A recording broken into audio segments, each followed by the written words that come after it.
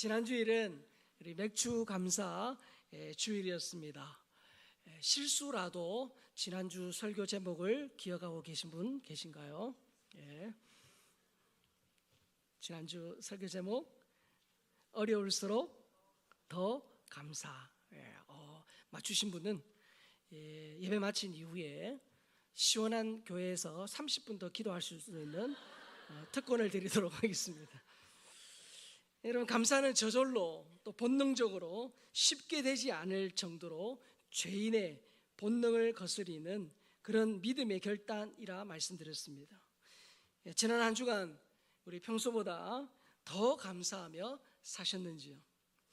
이 머레이 셀럼의 그 할머니처럼 어떻게요? 하루에 100번씩 하나님 감사합니다 그렇게 외친 분은 안 계십니까? 우리가 평안하고 또 건강하고 하는 일마다 잘 될 때는 내 믿음이 좋은 것처럼 착각하기 쉬워요. 어려움이 없을 때는 나 예수 잘 믿는다라고 생각하기 쉬워요. 하지만 내 믿음이 진짜인지 아니면 믿음 있는 척만 한 것인지는 삶의 고난이 오고 내 뜻대로 안 되고 내 힘으로 안 되는 그때 감사하느냐를 통해 알 수 있습니다. 여러분, 믿음의 저력과 능력은 안 될 때, 빈손일 때, 힘들 때, 외로울 때, 괴로울 때 하나님을 신뢰하고 기도하고 감사할 때 발휘가 됩니다. 내 뜻대로 안 되고 기도하는 반대의 상황이 펼쳐지는 것처럼 어려울 때 감사하면 이 인간의 끝은 하나님의 시작임을 체험하게 하실 것입니다. 어려울 때 불평과 원망을 쏟아내는 것은 누구나 하는 일, 세상 사람들도 하는 일입니다. 그런데 누구나 불평과 원망을 쏟아내도 이상할 것이 없는 그때에 감사하기로 결단하고 감사할 때 하나님께서 특별한 은혜를 베풀어 주실 것을 믿습니다. 자, 오늘의 설교 제목을 함께 따라해 보겠습니다. 어려울수록 더 기도. 한 번 더 합시다. 어려울수록 더 기도. 여러분, 산이 높을수록 골짜기도 깊은 법이에요. 여러분, 위대한 인물일수록 그들의 삶에 고난이 많았어요. 위대한 인물치고 고난이 없었던 사람은 한 명도 없습니다. 오늘 높은 산처럼 많은 사람이 우러러봤던 이 다니엘에게 깊은 고난의 골짜기가 있었죠. 다니엘이 겪었던 고난을 고상하게 표현하면 여러분 잘 들어보셨을 겁니다. 설상가상, 엎친 데 덮친 격, 산 넘어 산, 진퇴양난, 갈수록 태산, 이렇게 표현할 수 있을 거예요. 여러분, 왕족 청년이었던 이 다니엘은 조국 남유다가 바벨론의 멸망에 포로로 끌려갔습니다. 자, 그리고 히브리 이름 이 다니엘 대신에 바벨론식 이름, 즉 벨이 나를 통치한다라는 그런 벨드사살로 강제 개명이 되죠. 억지로 바벨론의 학문과 문화와 종교 교육을 받았습니다. 그러니까 여러분, 종교 전쟁 포로가 되었을 뿐만 아니라 정체성까지도 완전히 흔들리는 그런 위기예요. 거기에 설상가상으로 다니엘은 바벨론 궁에서 우상에게 바쳐진 그런 음식과 술을 먹도록 강요받았습니다. 이런 왕의 음식과 음료를 거부한다는 것은 왕의 어떤 호의 또 왕의 명령을 어기는 것과 다르지 않습니다. 그래서 죽임을 당할 수 있어요.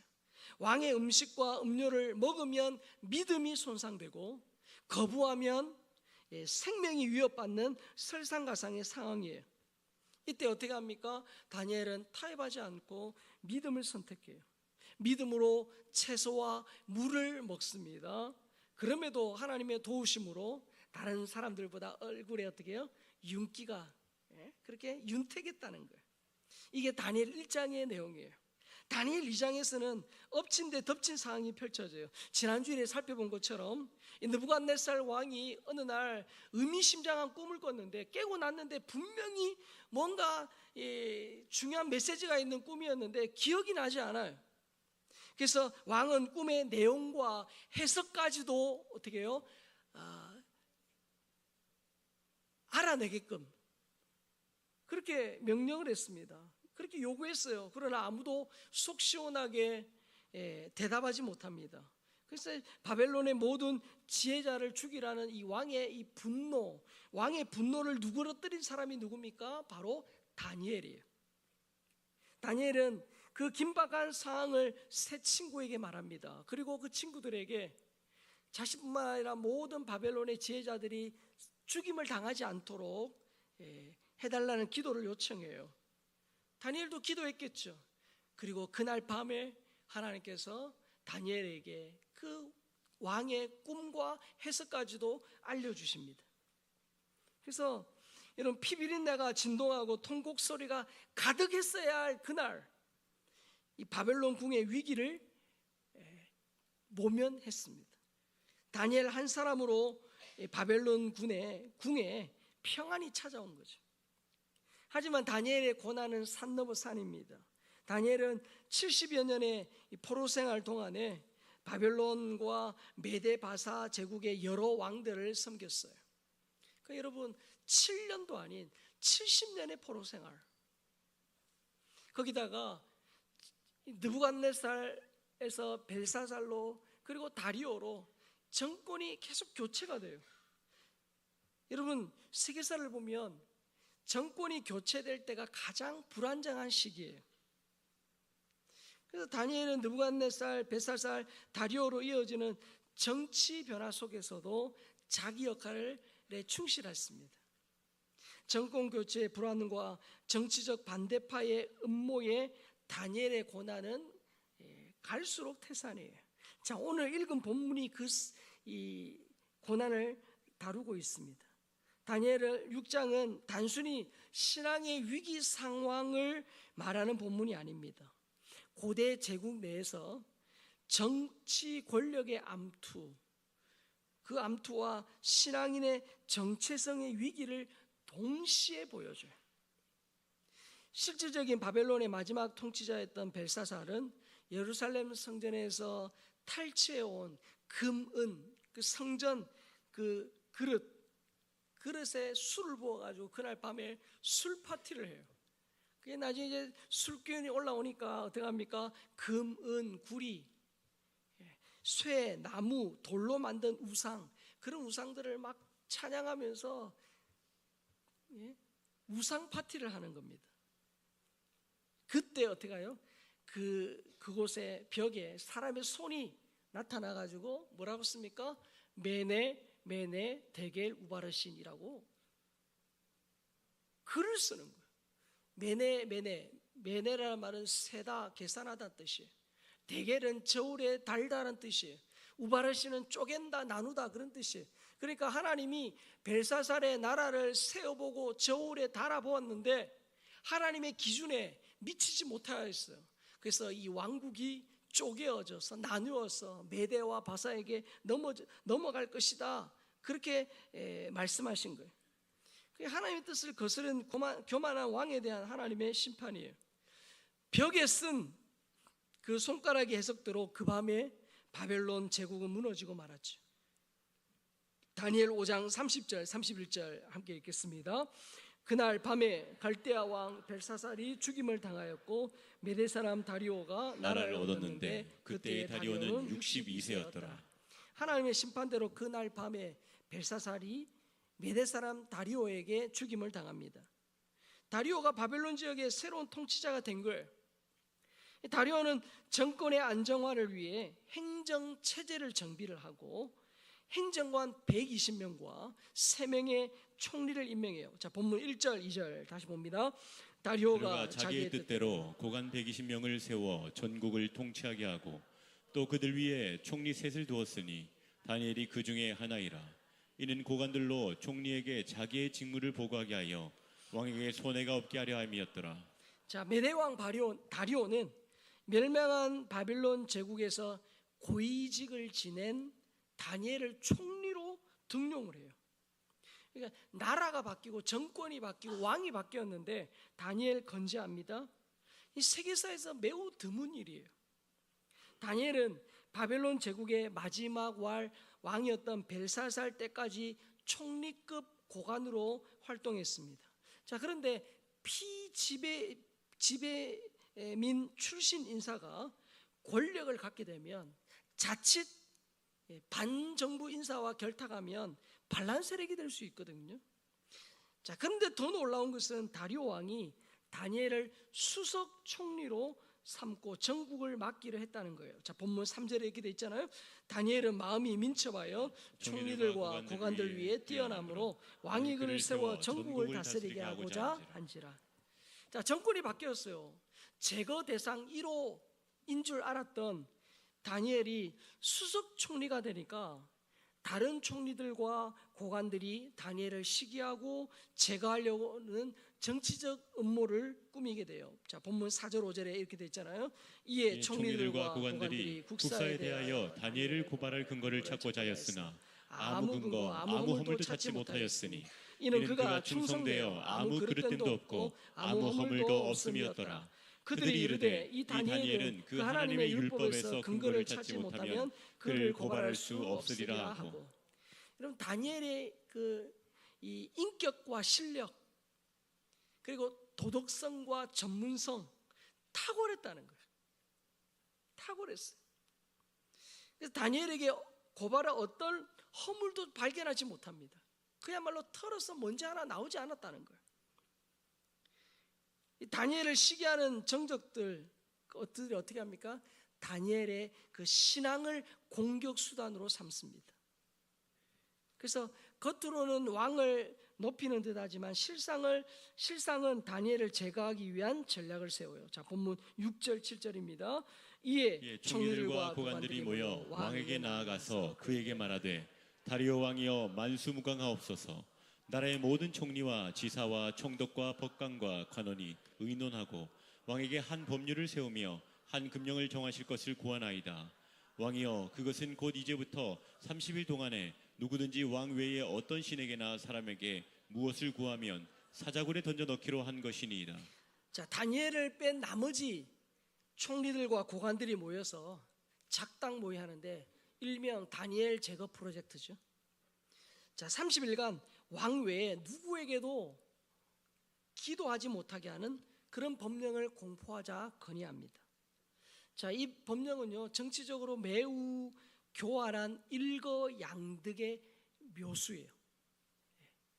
돌 하나로 두 마리 새를 잡을 수 있는. 자, 다니엘은 매일 3번 기도하는 그런 경건한 사람이었어요. 이것은 공개적으로 알려진 사실입니다. 왜요? 매일 창문을 열고 기도했으니. 이 다니엘의 신앙을 역이용해 죽음의 함정에 빠뜨리려고 하는 이 방법은 개인의 원한을 갚는 묘안이에요. 자, 그리고 30일간 왕 외에 누구에게도 기도하지 못하게 하고 이를 어길 때는 사자굴에 던지겠다는 이 법령은 정치적 묘안이에요. 당시 바사 제국은 왕권을 신성시하는 문화가 있었습니다. 그러니까 원수들이 공모한 법령은 왕을 신처럼 떠받들고 섬기게 만들고 왕에게 충성을 맹세하는 그런 행위로 포장이 된 거예요. 이렇게 함으로써 원수들은 이 자신들은 왕에게 충성하는 신하로 보여줄 수 있고, 그러면서도 자신들의 어떤 정치적 입지를 강화할 수 있는, 그러니까 다니엘도 제거하고 자신들의 입지도 공고히 하는 그런 일거양득의 묘안이라는 거예요. 원수들은 왕에게 아부하고 자신의 충성도를 과시하기 위한 그런 속셈으로 왕의 눈과 귀를 속인 겁니다. 원수들은 왕의 그 자존심 그리고 왕의 권위, 욕을 자극해서 왕이 서명하게 했습니다. 자, 그들은 다니엘을 직접적으로 건드리지 않았죠. 그러면서도 법으로 올가매습니다. 왕에게 충성하는 것처럼 보이지만 실은 정적을 제거하기 위한 위장된 충성 전략이죠. 자, 여러분, 역사에는 만약이 없어요. 우리 그냥 뭐 만약에 예전에 어땠더라면, 그러니까 역사적 사실과는 정반대, 만약에 그 반대였다면 뭐 이런 일들은 실제로 있을 수 없으나 우리가 상상력을 동원해서 한번 생각해 볼 수는 있겠죠. 만약에 다니엘이 신앙보다 생존을 더 우선시하거나 정치적으로 타협하려고 했다면 그가 할 수 있는 세상의 방법은 무엇이 있을까요? 30일 동안 어떤 사람에게나 신에게 기도하면 사자굴에 넣어서 죽이겠다는 이 법령 앞에 다니엘이 만약에 그가 진짜 자기 목숨을 더 귀하게 여기고 정치적으로 타협하려고 했다면 선택지가 몇 가지가 있을까요? 한번 생각해 보십시오. 아마 이런 게 있어요. 가장 쉬운 방법은 뭘까요? 하나님은 지금 이 상황을 아신다. 하나님 이 상황을 아신다. 그러니까 법령이 정한 30일 동안 어떻게 해요? 30일만 기도 안 하면 되는 거예요. 기도를 중단하는 거예요. 할 수 있는 선택지예요. 기도 안 하는 거예요. 이 방법으로 목숨을 건질 수는 있지만 어떻게 해요? 영적인 패배예요. 또 다른 세상의 방법은 뭡니까? 창문을 닫고 모르게 기도하는 거예요. 창문 닫아놓으면 안에서 뭐 하는지 모르지 않습니까? 모르게 기도하는 거예요. 이 방법도 신앙은 유지하되 지금까지 공개적으로 기도했던 자기와의 영적 타협이에요. 자, 또 다른 세상의 방법은 뭡니까? 일부러 뭐 일을 핑계대고 바벨론을 잠시 떠나서 위기를 회피하는 방법도 있겠죠. 정치적으로 가능하지만 신앙의 책임을 다하지 못하는 행위예요. 또한 기도하는지 아무도 모르게 속으로 그냥 기도하는 거죠. 아무도 모르게. 이런 세상의 방법도 있을 겁니다. 만약 다니엘이 잔머리를 굴려서 당장 위기를 모면했다면 이후에 똑같은 상황이 오면 그때도 세상의 방법을 동원할 수밖에 없었을 것입니다. 다니엘이 생존이나 안정, 체면이나 정치적 유연성과 사회적 관계를 고려했다면 세상의 방법으로 위기를 모면하려 했을 것입니다. 하지만 다니엘은 생존을 위해 타협하거나 총리직을 유지하기 위해 처세술을 동원하지 않았습니다. 그는 지금까지 자신의 인생에 일하셨던 그 하나님의 주권을 신뢰하고 믿음으로 정면 돌파해요. 자, 다니엘의 선택이 본문 10절 나와요. 자, 우리 유년부 친구들도 우리 크게 읽어요. 자, 시작. 다니엘이 이 조서에 왕의 도장이 찍힌 것을 알고도 자기 집에 돌아가서는 윗방에 올라가 예루살렘으로 향한 창문을 열고 전에 하던 대로 하루 세 번씩 무릎을 꿇고 기도하며 그의 하나님께 감사하였더라. 아멘. 여러분, 다니엘은 지금 기도 금지령이 내려졌고 이를 어기면 사자굴에 들어가서 죽는다는 걸 잘 알고 있습니다. 하지만 그 원수의 공격에 굴하지 않았어요. 동원할 수 있는 세상의 방법을 있었음에도 다니엘은 타협하지 않았다는 거예요.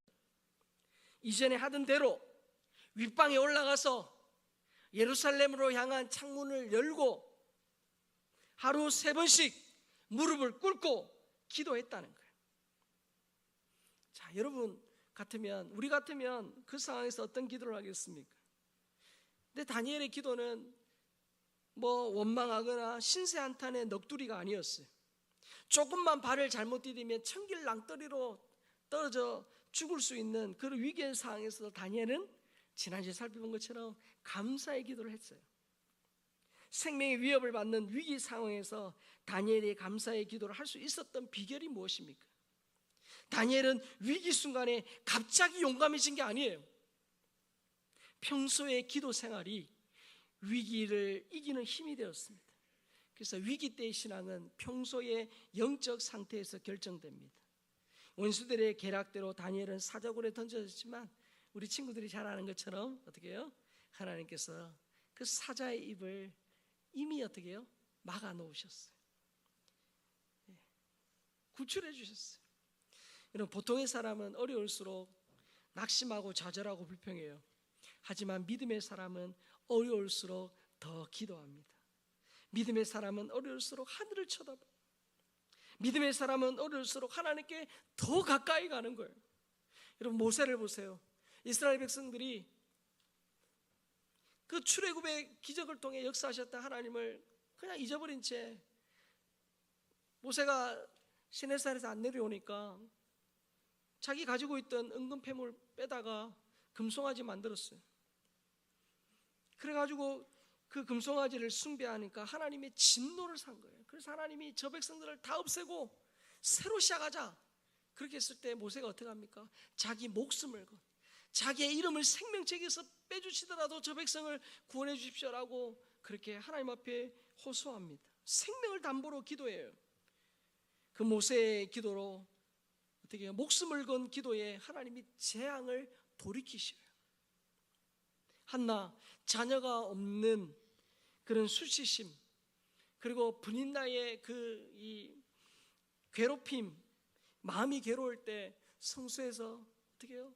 하나님 앞에 눈물로 그렇게 기도합니다. 하나님께 매달려요. 하나님은 한나에게 사무엘이라는 이스라엘의 걸출한 지도자를 주셨어요. 에스더, 민족이 전멸할 수 있는 그 위기 상황에서 3일 동안 금식하며 기도하고 죽으면 죽으리다, 그런 신앙의 고백을 하고 왕에게 갑니다. 왕은 허락도 없이 찾아온 에스더, 왕비랄지라도 허락 없이 찾아오면 죽거든요. 근데 그 에스더를 봤을 때 매우 사랑스럽게 보였습니다. 하나님이 일하신 거예요. 에스더의 금식 기도는 유다 민족을 구원하는 기적의 첫걸음이 된 거예요. 초대교회 성도들 보세요. 예수 믿는다는 이유 때문에 핍박과 고난, 위협이 있었어요. 하지만 그들은 그 핍박 중에도 모여서 담대히 복음을 전하게 해달라고 기도해요. 그 기도로 말미암아 어떻게 합니까? 성령이 충만하여 담대히 말씀을 전함으로 오히려 그 핍박의 시기에 교회가 더 부흥했어요. 바울과 실라 복음을 전하다가 억울하게 매맞고 갇혔습니다. 그 밤에 신세 한탄하고 원망 불편할 수 있는 그 밤에 그들이 한밤중에 찬양하고 기도해요. 그때 큰 지진이 일어나서 옥문이 열렸잖아요. 이 일 때문에 간수와 그 가족들이 구원받는 그런 놀라운 일이 일어났어요. 여러분, 어려울수록 더 기도하신 완벽한 모델이 누구십니까? 바로 예수님이에요. 예수님은 공생애를 시작하시기 전 40일 동안 금식하며 기도하셨어요. 예수님은 사역이 바쁠수록 더 많이 기도하셨어요. 예수님은 12제자를 선택하는 중요한 일을 앞두고 밤새 기도하셨어요. 예수님은 보리떡 5개와 물고기 2마리를 가지고 5,000명, 남자만 5,000명을 먹여야 되는 절대 빈곤의 상황, 부족한 상황에서 어떻게 해요? 감사의 기도를 하셨어요. 예수님은 나사로가 죽어서 이미 시체 썩는 냄새가 나는 그 장례식에서도 감사 기도를 하셨어요. 예수님은 십자가를 앞두고 죽음의 공포와 고독과 제자들의 그 배신 가운데 예수님은 더욱 간절히 기도하셨어요. 누가복음 22장 44절이에요. 같이 한번 볼까요? 자, 시작. 예수께서 힘쓰고 애써 더욱 간절히 기도하시니 땀이 땅에 떨어지는 핏방울 같이 되더라. 심지어 예수님은 십자가에 달려 죽어가면서도 원수의 용서를 위해 또 자신을 하나님께 그렇게 맡기는 기도를 하셨어요. 그 다음 슬라이드 보세요. 그러니까 예수님께서 어려운 순간에 더 기도하셨다는 거예요. 예수님은 어려울수록 더 기도할 것을 삶으로 친히 우리에게 보여주셨습니다. 중국 선교의 아버지라고 불리는 허드슨 테일러의 이야기예요. 그가 중국 선교를 하던 1875년에 몸이 극도로 쇠약해졌어요. 그래서 몸져 눕게 돼요. 그때는 어떤 시기였냐면 함께 동력해 줄 선교사가 정말로 필요한 시기예요. 그래서 그가 원래는 영국에 가서 선교사들을 그렇게 모집하려고 했는데 몸이 너무 안 좋은 거예요. 그래서 병상에 누워만 있으니까 할 수 있는 게 아무것도 없는 거예요. 할 수 있는 게 아무것도 없는 그 상황에서 그래도 기도를 할 수 있으니 오직 기도에만 힘썼어요. 그의 침대 발쪽에는 중국 지도가 걸려 있었어요. 연필조차 잡을 수 없을 만큼 기력이 쇠해진 그때에 중국 선교를 위해 기도해달라는 내용의 기사를 신문에 실었어요. 이렇게 실었어요. 이 글을 읽는 기독교인에게 호소합니다. 그러니까 자기 조국 영국에 있는 기독교인들에게 호소한 거예요. 귀하께서 지금 바로 1분만 하나님께 진심으로 기도해 주십시오. 중국 선교를 위해 18명의 선교사를 보내달라고 기도해 주십시오. 그러니까 기도하면서 이 신문에 기사를 낸 거예요. 그렇게 병상에서 기도하고 기다릴 때 진짜 하나님이 18명의 선교사가 찾아오게 하셨어요. 오직 그의 기도의 역사예요. 그래서 나중에 그가 일기에 이렇게 썼어요. 일기에 쓴 내용이 자막에 나와요. 이렇게 됐어요. 제가 건강해서 열심히 뛰어다녀서 18명의 선교사를 얻었다면 제 힘으로 이들을 보내서 선교했다고 생각했을 것입니다. 그러나 병상에서 기도밖에 할 수 없었기 때문에 18명의 선교사를 보낼 수 있었던 것은 완전한 기도의 응답이며 하나님의 역사입니다. 그러니까 일기에 이렇게 쓴 거예요. 혹자는 말합니다. 기도만 하면 됩니까? 물론 기도만 하면서 내가 할 일을 안 하면 안 돼요. 열심히 직장도 다니고 사람도 만나고 자신이 해야 할 일들을 하면서 기도해야 돼요. 하지만 어떤 경우에는 금방 이 허드슨 테일러처럼 아무것도 할 수 없을 때가 있어요. 기도조차 할 수 없어 낙심될 때도 있습니다. 그럴 때일수록 어떻게요? 주님을 더 바라보고 더 기도해야 합니다. 선교학자 패트릭 존슨턴이 한 얘기예요. 우리 같이 한번 자막 읽어볼까요? 자, 자막에 시작. 우리가 일하면 우리가 일하지만 우리가 기도하면 하나님이 일하신다. 찰스 스탠리의 말 읽읍시다. 우리는 무릎 꿇을 때 가장 크고 강하게 선다. 링컨의 말입니다. 나는 어려울 때마다 무릎을 꿇고 기도한다. 나는 충분한 지혜가 없지만 기도하고 나면 특별한 지혜가 머리에 떠오르곤 했다. 윌리엄 쿠퍼의 말입니다. 기도를 포기하는 자는 전투를 포기하는 군인과 같다. 뭡니까? 하나님이 우리 그리스도인들에게 주신 특권이자 세상 사람들은 알 수 없는 비밀 병기이자 능력의 원천이 뭡니까? 기도라는 거예요. 우리 가운데 지금 어려운 분 계십니까? 그 어려움은 뒤집어 말하면 하나님이 기도의 자리로 이끄시는 하나님의 부르심, 하나님의 기도 초청장이에요. 지금 고난의 터널 안에 있는 것처럼 답답하고 어려운 분 계십니까? 여러분 기도하면 인내하면 점점 출구가 가깝게 될 것입니다.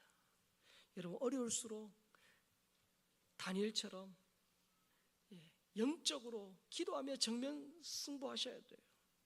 자꾸 피하시면 안 돼요. 자꾸 세상의 방법 찾아가시면 안 돼요.